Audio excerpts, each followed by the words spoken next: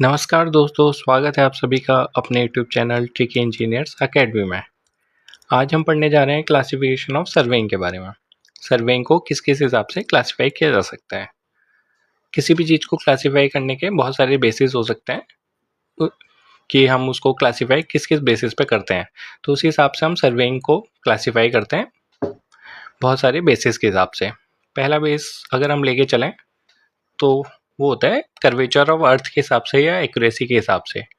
Curvature of earth या accuracy के हिसाब से हम सर्वेइंग को दो टाइप से क्लासिफाई करते हैं। पहला टाइप है जियोडेटिक सर्वेइंग, दूसरा टाइप है प्लेन सर्वेइंग। जियोडेटिक सर्वेइंग और प्लेन सर्वेइंग के बारे में हम लास्ट क्लास में पढ़ चुके थे, तो हम अपना समय जाया ना करते हुए नेक्स्ट टॉपिक पे चलते हैं। अगला बेस है पर्पस के हिसाब से। पर्पस या ऑब्जेक्टिव, अगर हिंदी में बात करें तो उद्देश्य क्या है, किसी सर्वे को करने का उद्देश्य क्या है, उस हिसाब से हम सर्वेइंग को क्लासिफाई करते हैं। जिसमें हमारा पहला टर्म आता है इंजीनियरिंग सर्वे। इंजीनियरिंग सर्वे किसे बोलते हैं? जो भी काम हम इंजीनियरिंग डिजाइन के पॉइंट ऑफ व्यू से करते हैं वो किस में आ जाते हैं? इंजीनियरिंग सर्वेस के अंदर आ जाते हैं। जैसे कि रेलवे कंस्ट्रक्ट करनी हो, हाईवे कंस्ट्रक्ट करना हो, कोई ब्रिज कंस्ट्रक्ट करना हो, कोई कैनाल कंस्ट्रक्ट करनी हो, कोई रिजर्वॉयर कंस्ट्रक्ट करना हो, ये भी जितने भी सारे टर्म है ये किस में आ जाते हैं? इंजीनियरिंग सर्वे में आ जाते हैं। तो हम इसको लिख सकते हैं इंजीनियरिंग सर्वे, लिख सकते हैं हम this survey is used for engineering design works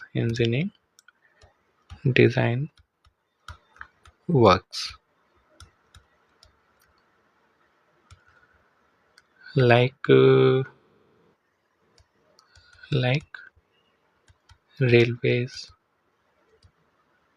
railways हो गए हमारे, हाईवेज हो गए हमारे,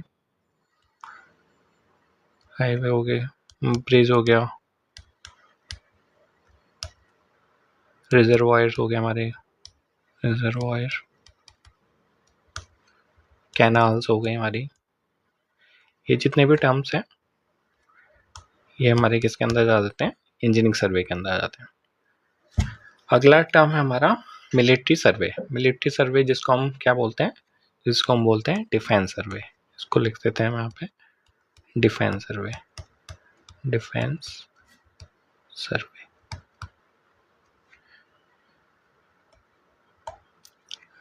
मिलिट्री सर्वे या डिफेंस सर्वे क्यों करते हैं? इसका ऑब्जेक्टिव क्या है हमारा?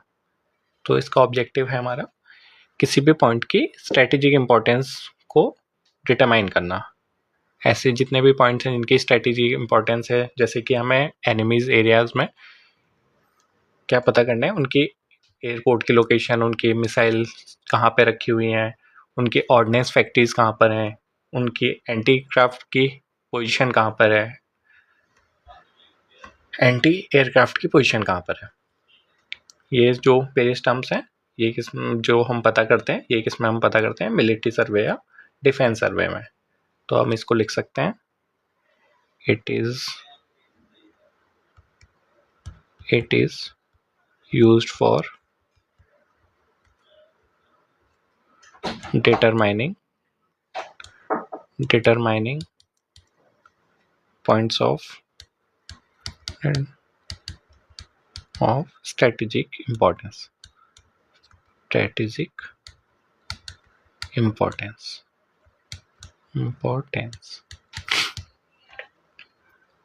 ऐसे पॉइंट जिनकी स्ट्रेटेजिक इंपॉर्टेंस में पता करनी होती है, उसमें हम कौन सा सर्वे करते हैं? मिलिट्री सर्वे या डिफेंस सर्वे। ये सबसे इम्पोर्टेंट सर्वे है जो किसी भी देश की हार जीत को तय करता है। डिफेंस की दृष्टि से देखा जाए तो ये सबसे इम्पोर्टेंट सर्वे है। इसमें हम लिख सकते हैं एनिमीज एरियाज के एरियल और topographical map, aerial and topographical maps of enemy area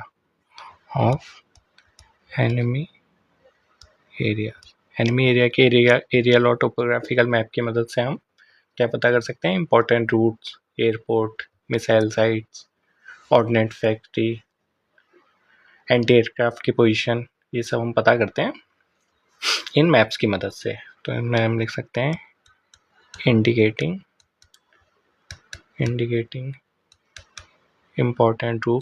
important roots, airports हो गए, मिसाइल साइट्स हो गई, ऑर्डिनेंस फैक्ट्री हो गई, ऑर्डिनेंस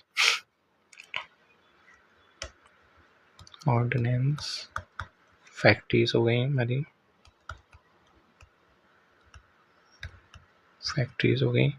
एंटी एयरक्राफ्ट की पोजीशन हो गई, एंटी एयरक्राफ्ट पोजीशन। इनकी मदद से हम क्या करते हैं, एनिमीज को ईजिली हरा सकते हैं। अगर हमें एग्जैक्ट लोकेशन इन सब की पता चल जाए तो हम काफ़ी हद तक जीत वाली पोजीशन में आ सकते हैं। तो हम बात करें, अब अगला सर्वे हमारा है ज्योग्राफिकल सर्वे। ज्योग्राफिकल मैप्स को बनाने के लिए जो हमें डेटा चाहिए वो हम इस सर्वे की मदद से प्राप्त करते हैं। तो हम इसमें लिख सकते हैं to provide sufficient data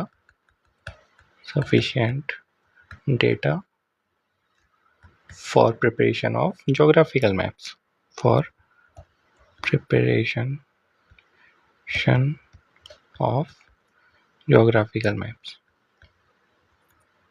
graphical maps। हम बात करते हैं ज्योग्राफिकल मैप्स क्या होते हैं। ज्योग्राफिकल मैप्स आपने बचपन में देखे होंगे, हम मैप यूज़ करते थे। एक फिजिकल मैप आता था, एक पॉलिटिकल मैप आता था। फिजिकल मैप को ही हम क्या बोलते थे, ज्योग्राफिकल मैप, जिसमें क्या होता था, अर्थ सरफेस का विजुअल रिप्रेजेंटेशन होता था। तो अर्थ कैसी दिखती है, कहाँ पे हमारे माउंटेन्स हैं, कहाँ पे हमारे डेजर्ट्स हैं, कहाँ पे हमारा ग्रीन एरिया है यानी कि फॉरेस्ट है, वो सब हमें किस में मिलता था, ज्योग्राफिकल मैप्स में। और पॉलिटिकल मैप्स में हमें स्टेट डिवाइड रहते थे। तो आपने बचपन में देखा होगा ज्योग्राफिकल मैप्स क्या है हमारे। इसको हम लिख सकते हैं visual representation of earth surface. Visual representation of earth surface, visual representation of earth surface. अगला सर्वे हमारा माइन सर्वे।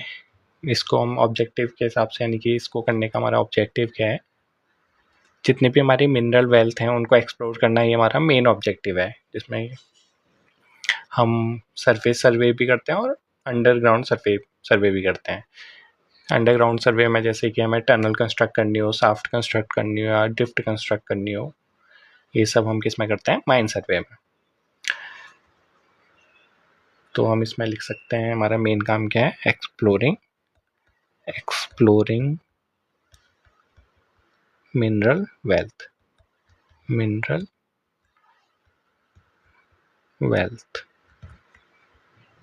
इसमें हम सरफेस सर्वे भी करते हैं और अंडरग्राउंड सर्वे भी करते हैं। इसको हम आगे पढ़ने वाले हैं कि अंडरग्राउंड सर्वे क्या होता है। तो अभी हम इसमें इतना ही लिख लेते हैं, it consist of surface and underground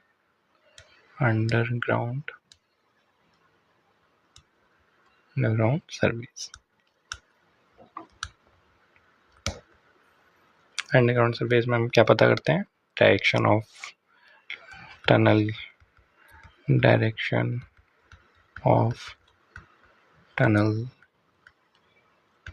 shafts and drifts.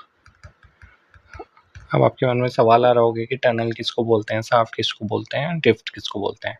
Tunnel तो आपको पता है, जो दोनों साइड से खुली रहती हैं, इसको हम क्या बोल देते हैं, टनल। यहाँ से भी खुली है, यहाँ से भी खुली है, इसको हम बोल देते हैं टनल। अब शाफ्ट क्या होती है, ये वर्टिकल होती हैं, ये होती है हमारी वर्टिकल, यानी कि किसी भी, मतलब जैसे हमें वर्कर्स को पहुंचाना है माइन के अंदर तो हम यहाँ से पहुंचा सकते हैं, और अगर हमें वेंटिलेशन प्रोवाइड करना है इसके अंदर तो वर्टिकल जो हमारा प्रोवाइड करते हैं उसे साफ्ट बोल देते हैं। अगर हम ड्रिफ्ट की बात करें तो जैसे टनल में दोनों साइड से ओपन था, अगर हम इसको एक ही साइड से ओपन रहने दें तो ये हमारा कहलाता है ड्रिफ्ट। इसको हम आगे पढ़ लेंगे डिटेल में, अभी इतना ही रहने देते हैं इसको। और क्या कर सकते हैं हम माइन सर्वे में, इसमें हमारा एक इम्पॉर्टेंट फैक्टर भी होता है जो कि एग्जाम में पूछा जाता है, सेफ्टी ऑफ वर्कर। इसमें हम क्या करते हैं, वर्कर की सेफ्टी का भी ध्यान रखते हैं। Safety of workers in tunnels. Tunnel में आपने बहुत सारे केसेस देखे होंगे, टनल में बहुत सारे वर्कर फंस जाते हैं और कितनों की डेथ भी हो जाती है इसी कारण। तो हमें इंश्योर करना पड़ता है कि वर्कर की सेफ्टी रहे वहाँ पर। तो इस सर्वे में इतना ही था। अगला हमारा सर्वे आ जाता है आर्कियोलॉजिकल सर्वे। अब बात आती है कि आर्कियोलॉजिकल सर्वे हम क्यों करते हैं। एक टर्म आपको बहुत सारे एग्जाम में लिखी हुई दिखेगी जिसको हम ऐसे ही लिख देते हैं, फिर इसका मतलब मैं आपको बताऊंगा कि इसका मतलब क्या होता है। Unearthing the relics of antiquity. Antiquity आपको ये टर्म बहुत एग्जाम्स में लिखी हुई दिखेगी। आर्कियोलॉजिकल सर्वे क्यों करते हैं, अनअर्थिंग द रेलिक्स ऑफ एंटीक्विटी, यानी कि जितनी भी हम खुदाई करते हैं क्या पता करने के लिए, एंड जितने भी पुराने आर्टिफैक्ट्स हैं उनको डिस्कवर करने के लिए या उनकी स्टडी करने के लिए जो हम आर्कियोलॉजिकल एक्सकेवेशन करते हैं या सर्वे करते हैं उसी को हम बोल देते हैं रेलिक्स ऑफ एंटीक्विटी। यानी कि ज़मीन को खोदना किस लिए, एंशिएंट आर्टिफैक्ट्स को डिस्कवर करने का, स्टडी करने का। तो इसका हम मीनिंग भी लिख लेते हैं यहाँ पे, process of archaeological excavation, archaeological excavation and survey to discover and study of ancient artifacts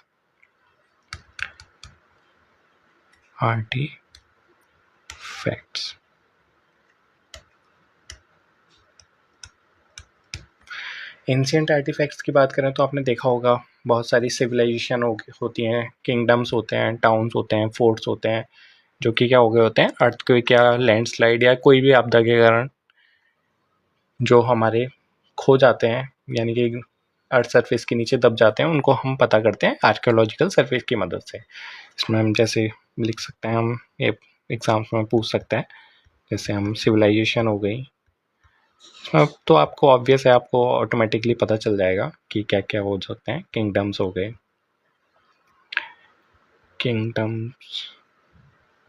kingdoms हो गए, टाउन्स हो गए,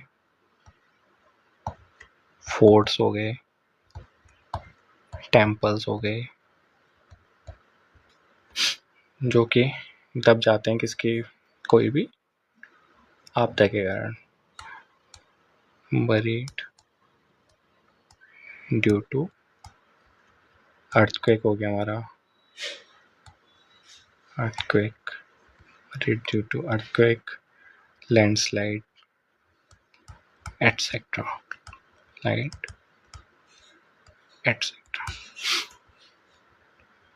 तो आर्कियोलॉजिकल सर्वे आपको समझ में आ गया कि ये हमारे जो लोकेट कहाँ पे थे उनकी हमें एग्जैक्ट लोकेशन को पता चलता है, यानी कि हम जो स्टडी करते हैं उसको या डिस्कवर करते हैं हम कोई भी एंशिएंट साइट को, तो वो किस में आ जाता है, आर्कियोलॉजिकल सर्वे में आ जाता है। अगला हमारा ऑब्जेक्टिव के हिसाब से या पर्पज़ के हिसाब से जो हमारा सर्वे आता है वो होता है हमारा geological survey.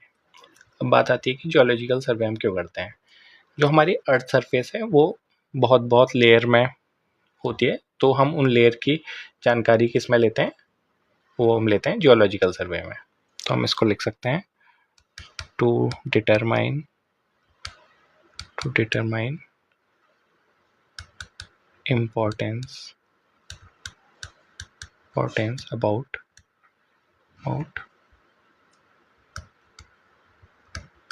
various strata of earth surface, various strata of earth surface के जितने भी स्ट्रेटा होते हैं उनकी मदद से हम क्या पता करते हैं कि बहुत सारे मिनरल्स कहाँ पर हैं और मिनरल्स की लोकेशन कहाँ पर है, या जितने भी हमें रॉक मिलते हैं वो हम बिल्डिंग मटेरियल में पढ़ते हैं, रॉक वो हमें किस में मिलते हैं, जियोलॉजिकल सर्वेस की मदद से ही मिलते हैं। टू फाइंड लिख सकते हैं हम इसमें, to find different minerals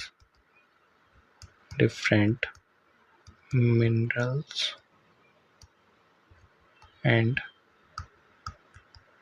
rock types, ये किसकी मदद से करते हैं, जियोलॉजिकल सर्वेस की मदद से। अगला और लास्ट सर्वे हमारा है रूट सर्वे। अब बात आती है कि रूट सर्वे को क्यों करते हैं हम। इसका काम होता है, जैसे हमें कोई हाईवे कंस्ट्रक्ट करना है या रेलवे लाइन कंस्ट्रक्ट करनी है, उसमें हम कौन सा रूट लेंगे, बहुत सारे रूट हम ले सकते हैं। तो इसमें जो हमारा प्राइम रूट रहेगा, जो हमारा बहुत सारे फैक्टर को देखते हुए हम जो रूट डिसाइड करते हैं, जो हम अडॉप्ट करते हैं, वो किस में आ जाता है, हमारा रूट सर्वे में आ जाता है। तो इसमें हम लिख सकते हैं to locate and set out the adopted line on ground for highways and railways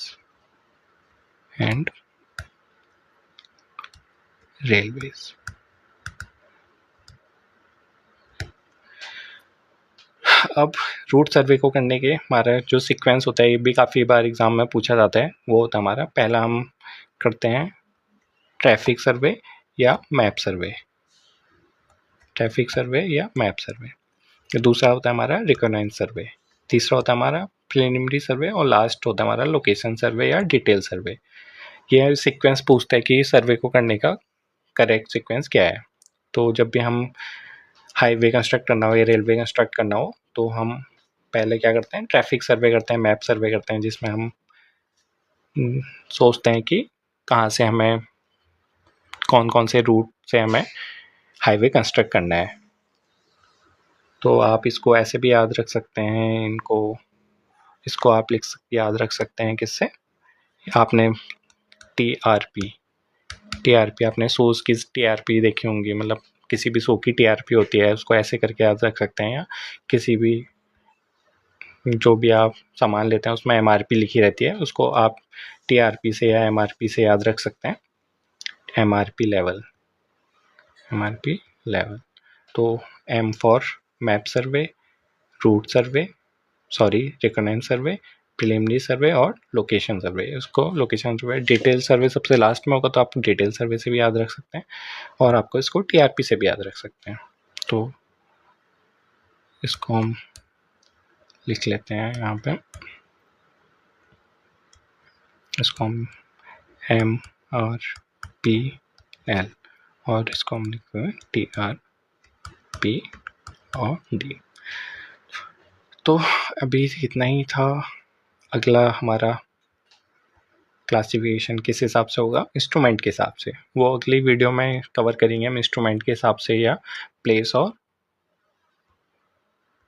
सर्वे को करने का नेचर ऑफ फील्ड क्या है, इसको हम करेंगे नेक्स्ट क्लास में। तो मिलते हैं अगली क्लास में, अभी तक के लिए धन्यवाद।